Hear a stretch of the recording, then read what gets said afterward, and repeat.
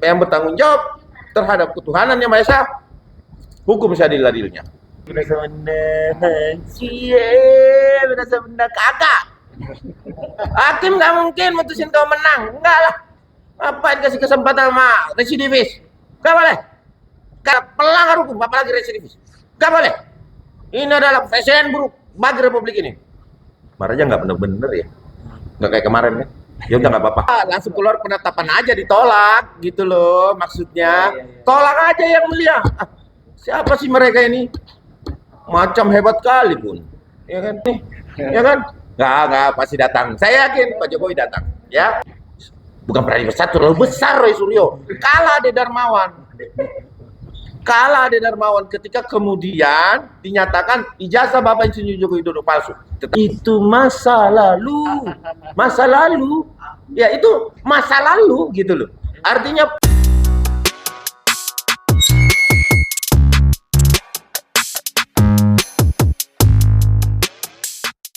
tim kuasa hukum Roy terkait proses penangkapan ini kan ada adil besar dari Pradi Bersatu ya. Nah, merasa agak kalah sih dalam hal ini dan proses penangkapan gitu ya, gimana? Pengadilan sudah memutuskan ya teman-teman bahwa pengadilan Prapit menyatakan bahwa tidak sah penangkapan. Makanya kalau dikatakan bahwa Pradi Bersatu merasa kalah, oh tentu tidak. Kita akan sahkan penangkapan itu melalui surat susulan berikutnya untuk tinjauan kembali penahanan Roy Suryo. Biar pengadilan yang memerintahkan untuk dilakukan penahanan. Artinya begini, ini kan upaya hukum yang akan kita lakukan terus-menerus. Tidak akan berhenti karena kita bagian daripada masyarakat Indonesia, kemudian kita juga adalah penegak hukum, sehingga ini tetap akan kami lakukan sesuai dengan prosedur dan dengan cara tidak melawan hukum. Artinya kenapa? Karena saya melihat bahwa apa yang dilakukan Roy Suryo, pertama, dia sering mengulangi perbuatannya. Artinya tindakan berulang yang dilakukan. Terus yang kedua adalah dia adalah mantan residivis. Artinya pernah dihukum dengan perbuatan yang sama, yaitu pencemaran nama baik, penghasutan. Artinya ini yang harus kita jaga betul, norma hukum, karena diatur di dalam KUHP juga terkait pengulangan, ya, perbuatan berulang. Itu jelas dan itu masuk dalam dakwaan dari jaksa penuntut umum. Dakwaan itu sudah dibacakan pada saat Dr. Tifa didakwa pasal berlapis. Nah, tindakan berulang itu dituangkan lagi di dalam dakwaan, sehingga hemat kami adalah bahwa ketika ini sudah didakwa seperti itu, maka tentu ada upaya hukum dari pihak yang merasa, baik itu penasihat hukum Pak Jokowi dan tim hukum Bapak Jokowi yang mendukung terkait hal-hal penegakan hukum. Nah, ini juga bukan suatu kekalahan bagi kita, tetapi ini memulai sesuatu yang sah. Karena kan tidak sah. Nah, kita sahkan nanti penahanannya melalui pengadilan. Karena kenapa? Kami beracuan pada KUHP baru. Ya, dia didakwa melakukan tindak pidana berulang. Ini baru Tifa ya. Sebenarnya kaitan pasal itu ada melekat sama Roy Suryo, sehingga dia mengulur-ulur waktu supaya menghindari putusan sela nanti. Nah, itu putusan sela nanti bisa diputuskan di putusan sela bahwa terdakwa saat ini dikembalikan pada tahanan atau rutan. Itu bisa. Kenapa tidak? Kenapa dakwaan tadi menjadi pertimbangan majelis hakim nanti di sidang pokok perkara, ya seperti itu. Ada lagi? Tadi ada yang bilang ini hanya kemenangan ala kadarnya, bahasanya, bukan sepenuhnya, tapi kan tidak semua dikabulkan. Dan ada yang bilang ini baru dipur aja di awal. Oh ya, ya betul sekali bahwa biarkan merasa menang, karena ini dari 11 kan 3 doang, 11 atau 7 nih, kita kan nggak tahu 11 atau 7. Nah, yang dikabulkan cuma 3. Nah, berarti itu hanya beberapa sekian persen kan, sehingga besar harapan kami bahwa nanti mudah-mudahan surat kami direspon oleh Mahkamah Agung dan Ketua Pengadilan Negeri Jakarta Timur, ya. Bang Ade Seperti itu. sepakati kalimat tersebut bahwa ini hanya kemenangan sementara, bahwa ini ya jangan euforia dulu.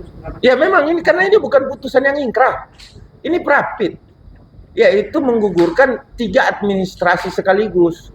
Ya menang sih, selamat buat Roy Suryo untuk sementara, kan masuk pokok perkara belum. Ya karena kenapa? Ingat, jaksa atau penuntut umum diberikan kewenangan untuk memilih pasal yang paling berat. Tapi dia juga diberikan, advokat juga diberikan, bahwa advokat juga bisa memilih pasal yang paling ringan, hukuman paling ringan. Nah, nanti ada pertimbangan hakim di situ. Ini kan kita diberikan kewenangan sama-sama nih. Baik itu advokat maupun baik itu pembelaan maupun penuntutan. Nah, tergantung hakim nih. Kalau jaksanya menuntut 12 tahun, kemudian advokatnya membelanya bebas atau 0 hukumannya, maka hakim akan mempertimbangkan itu melalui apa? Fakta peradilan. Nah, fakta peradilan ini nanti yang kita lihat, apakah fakta peradilannya nanti hakim mampu memutus secara objektif. Ya, ini harus dilakukan secara objektif, artinya adil. Tidak membebaskan, tidak juga menghukum seberat apa yang dituntut oleh jaksa penuntut umum. Tapi prediksi saya minimal 5 tahun ini. Minimal 5 tahun ini. Prediksi saya ya. Ya, kalau 2/3 berarti 7 tahun lah, ya kan? Normatifnya tuh 7 tahun harusnya, ya kan? Kita lihat aja lah. Artinya ini kita jangan mendahului Allah Subhanahu Wa Taala. Kita juga jangan mendahului keinginan atau hati nurani hakim memutus perkara. Kita jangan mempengaruhi, tetapi yang mulia majelis yang bertanggung jawab terhadap ketuhanan yang Maha Esa, hukum seadil-adilnya. Ambil tengahnya 7,5 tahun, ya kan? Oke, ada lagi? Sekian setelah berhasil di prapit pertama, pihak Roy Suryo terang-terangan akan mengajukan prapit kedua dalam minggu ini malah. Ya. Seperti apa prediksi Pak Sek sendiri terkait prapit kedua ini? Prapit kedua tidak relevan lagi untuk diajukan. Cuma pertama, yang kedua telat banget. Yang ketiga adalah cie berasa menang kagak. Hakim nggak mungkin mutusin kau menang, enggak lah. Apa dikasih kesempatan sama residivis? Gak boleh. Kali ini gue marah. Jangan memberikan kesempatan pelanggar hukum, apalagi residivis. Gak boleh. Ini adalah presiden buruk bagi republik ini. Marahnya nggak bener-bener ya, nggak kayak kemarin kan? Ya udah nggak apa-apa. Intinya saya marah. Jangan memberikan ruang untuk itu. Tidak boleh, gitu. Ada lagi? Tidak boleh dalam arti Ya, langsung keluar penetapan aja ditolak, gitu loh maksudnya. Tolak aja yang mulia. Siapa sih mereka ini? Macam hebat kali pun, ya kan? Apa lagi? Bang, secara strategi hukum lawyer itu menarik dari benang merah prapit kedua atau prapit yang sudah dikabulkan itu harus bang secara strategi hukum melihat lawyer, karena lawyer kebanggaan buat diri sendiri. Kegagalan, kemenangan separuh atau tidak jelas jenis kelaminnya atau banci, itu kegagalan lawyer, advokat pembela Roy Suryo. Bukan kegagalan Roy Suryo, karena Roy Suryo tidak mengerti hukum.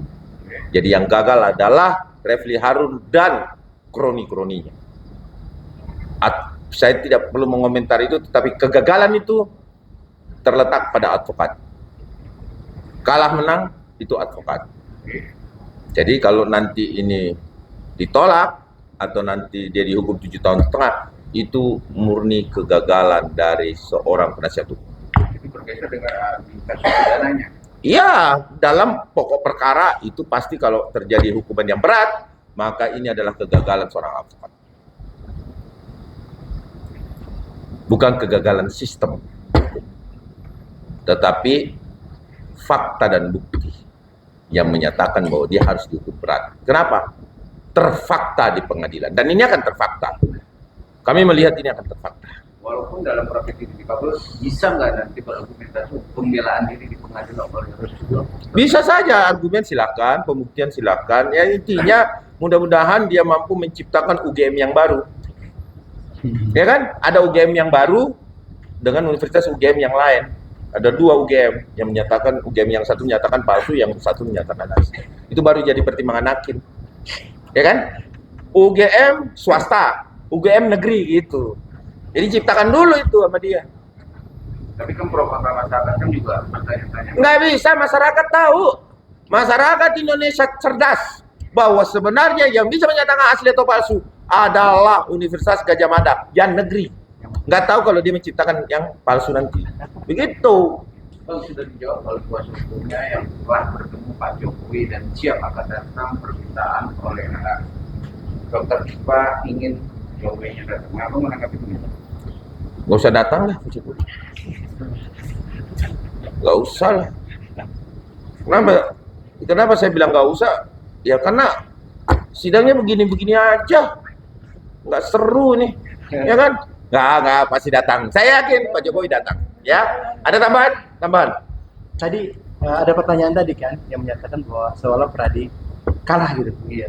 Justru itu pernyataan orang yang tidak paham hukum acara. Pra peradilan ini bukan lawan Pradi bersatu.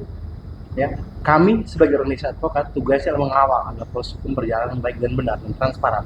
Jadi kalau dia bilang bahwa oh ini Pradi kalah, tidak paham hukum acara. Kami bukan pihak yang diperadikan oleh Suryo. Itu dari saya. Ya. Bukan kalah dalam pertarungan, tapi apa yang diperjuangkan dari Pradi Bersatu ini seperti gagal lah gitu, gak berhasil gitu. Bukan, ini sebenarnya kan cuma apa ya, pemanasan buat mereka supaya senang dulu. Ini baru awal aja. Iya. Proses hukum masih panjang, Iya. panjang. Justru mereka kan bermain di area itu, makin panjang, makin bagus buat mereka. Agar apa? Publik menarik perhatian untuk mereka. Ini strategi mereka aja. Makanya kan dalam prokes Pak Suryo dia sampaikan bahwa oh ini ada tim litigasi, ada tim non litigasi. Tim non litigasi ya kerjanya kayak gitu. Bikin opini publik supaya publik itu menaruh perhatian, supaya seolah-olah mereka itu dibenarkan dari pendapatan mereka. Ini proses masih panjang, bro. Baru mulai prosesnya. Bang ini tapi di luar dugaan abang juga nggak sih putusan hari ini? Kan kemarin abang optimis bahwa ini pasti ditolak nih prapisnya. Ini abang melihatnya gimana? Di Kan luar ditolak. Sebagian. Nggak salah prediksi saya. Apanya yang salah?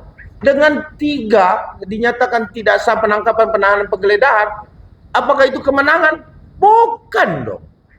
Apakah berpengaruh dengan pembuktian? Apa berpengaruh pada pokok perkara? Oh, enggak. Masalahnya di mana? Apa dampaknya kepada Pak Jokowi? Tidak ada. Tidak ada kok. Kecuali Pak Jokowi dinyatakan dia palsu. Itu kalah Pradi Bersatu. Itu kalah Pradi Bersatu. Pradi Bersatu. Bukan Pradi Bersatu, terlalu besar Roy Suryo. Kalah Ade Darmawan.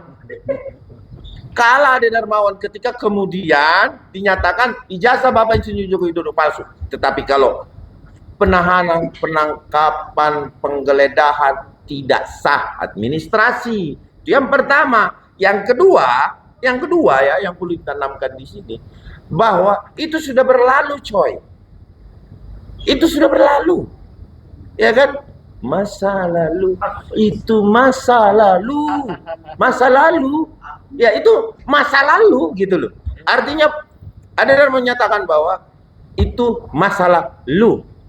Oke. Ya. Bang, hari ini kan dikabulkan sebagian. Nah, kemudian akan mengajukan lagi prapit nanti terkait status tersangkanya. Abang sendiri melihatnya nanti seperti apa nih? Apakah ada kejutan atau justru seperti apa mungkin? Ini akan tidak mengagetkan lagi kalau untuk yang prapit kedua. Kenapa? Karena kita udah tahu putusannya sudah tercermin dari prapit yang pertama. Prapit pertama sudah jelas itu. Kalau kita orang paham hukum, maka dia sudah tercermin dari prapit yang pertama. Prapit kedua itu seperti apa? Atau ditolak langsung? Harus seperti apa? Kan jelas. Pelimpahan berkas katanya tidak sah. Ya kan? Itu kan salah satu permohonan juga kan? Kan untuk separuh, untuk seluruhnya dan selebihnya dinyatakan tidak diterima. Ya, kan begitu putusannya tuh. Untuk selain dan selebihnya tidak diterima atau ditolak. Bang dari perkara Itu cermin itu. Ya. terakhir Bang dari saya Bang. Tadi Ya. memang pihak dari kuasa memang sangat mensoroti terkait peradilan satu untuk proses pasal yang dikenal itu dipaksakan dan akhirnya terbukti bahwa penggeledahan, penangkapan itu dikabulkan. Nggak ada hubungannya sama Pradi Bersatu. Silakan dijawab. Saya pikir Dangkal sekali. persoalan pra peradilan ini kan koreksi prosedur terhadap siapa?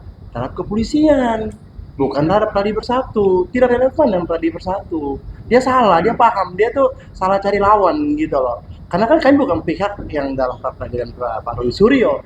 Yang harus kami koreksi, yang harus kita koreksi bersama adalah kedepannya polisi berhati-hatilah dalam melakukan penangkapan dan melakukan penggeledahan. Itu baru benar, itu baru seorang statement pengacara yang ngerti hukum acara. Kami bukan pihak dalam pra peradilan Pak Jokowi, dalam pra peradilan Pak Roy Suryo.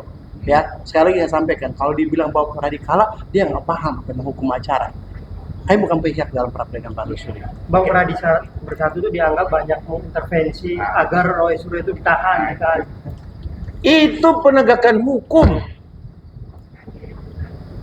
Permohonan adalah suatu hal upaya hukum yang dilakukan masyarakat yang sadar dengan hukum, apalagi itu penegak hukum, maka itu secara legal, bukan secara melawan hukum. Surat menyurat kepada instansi terkait, surat menyurat kepada seluruh instansi bahkan ke presiden, itu adalah hak dari advokat.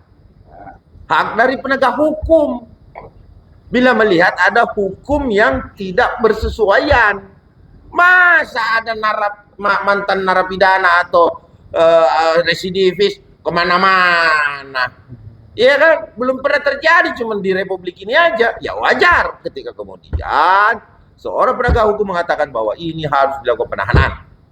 Itu adalah hal yang diizinkan oleh hukum, bukan hal yang melanggar hukum itu. Justru itu penegakan hukum. Sekali lagi saya garis bawahi, itu adalah penegakan hukum bagi seorang residivis. Udah tapi belum. Udah tapi belum. Gitu. Karena aku ikutin dia ya. Tadi juga mantan Wakapolri juga Pak Ugro juga ternyata ikut mengkritik penegak hukum terkait penangkapan. Tadi Bapak juga bilang kan, itu gimana Pak? Seorang mantan Polri juga ikut Silakan. mengkritik penegak hukum proses penangkapannya itu gimana? Oke, kalau seorang mantan Wakapolri memberikan kritik, ya saya pikir juga bagus. Artinya kan dia tidak memberikan landasan yang baik untuk polisi yang semasa dia menjabat. 3 menit lagi ya. 3 Ya, ada menit begini seperti itu. 3 menit. Ya kan saya pikir ini juga koreksi kita bersama. Kita tidak sedang menyalahkan siapa-siapa. Dan mari kita berpikir sebagai seorang penegak hukum harus kita memberikan masukan-masukan yang konstruktif. Namun di saat bahwa sudah ada putusan pengadilan, kita yang mengerti hukum wajib tunduk pada putusan pengadilan. Ya kalau dia nggak ngerti dia pasti ada komentar-komentar nggak perlu gitu. Iya. Kami Pradi Bersatu sangat menghargai keputusan Pak Hakim tadi. Kita menghormati bahwa negara hukum yang begitulah, kalau ada putusan kita wajib untuk menghormati. Tapi Gitu kalau ya? ada narasi-narasi di luar, saya pikir itu dia nggak ngerti hukum sebenarnya. Oke, ya. Oke, thank you. Terima kasih. Oke.